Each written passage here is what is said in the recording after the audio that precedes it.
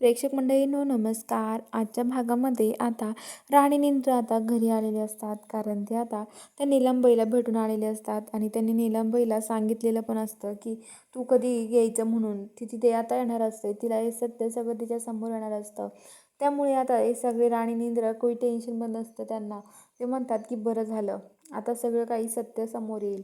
आता दादासाहेब महाडिक कोण आहे ना हे सगळ्यांनाच कळेल. नेमकं कोण आहे दादासाहेब महाडिक असं म्हणत असतो तो इंद्रांती. आणि इंद्रांती आता असं म्हणत असताना जो इंद्र आहे तो इंद्र म्हणत असतो की बरं झालं. तर आबां ते तिथे बसलेले असतात. तर इंद्र राणी घरी येतात आणि म्हणतात काय आबा तुम्ही जेवण केलेत का. इंद्र राणी ते बोलतात आणि आता लगेच आबा म्हणतात काय तिकडचं काय झालं मग. तर आता लगेच म्हणतात की आमचं काम झालंय आबा. आता बघा तुम्ही त्या दादासाहेब महाडिकांचा सगळा खरा चेहरा सगळ्यांसमोर येणार आहे. दादासाहेब महाडिक नाही, दुसरंच कोणतरी माणूस आहे. उद्या मंदिरामध्ये सगळ्यांसमोर येईल, कारण की उद्या ती बाई तिथे येणार आहे, तिला बोलावून घेतलं आहे. तर आता लगेच ते म्हणतात काय खरंच का. तर ते म्हणतात की हो.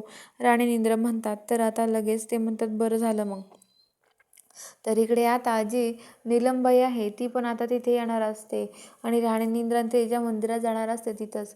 तर इकडं जे हे आहेत विक्रांत आणि उर्मिला ते दोघं रूममध्ये बोलत असतात. विक्रांत उर्मिलाला म्हणत असतो की मी सोडणार नाही आहे राणी इंद्र त्यांना. यांचं नेमकं काय चाललं आहे ना मला शोधून काढावं लागणार आहे. नेमकं काय चाललं आहे दोघांचं ना काय माहिती.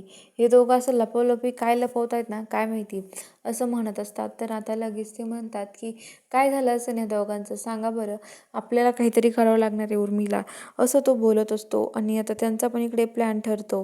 तर इकडे आता राणी इंद्र त्यांचा पण प्लॅन झालेला असतो.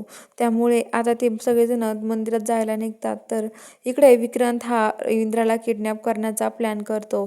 तर नक्की काय घडणार आहे पुढील भागामध्ये हे सगळं बघायला आपल्या चॅनलला सबस्क्राईब करून घ्या.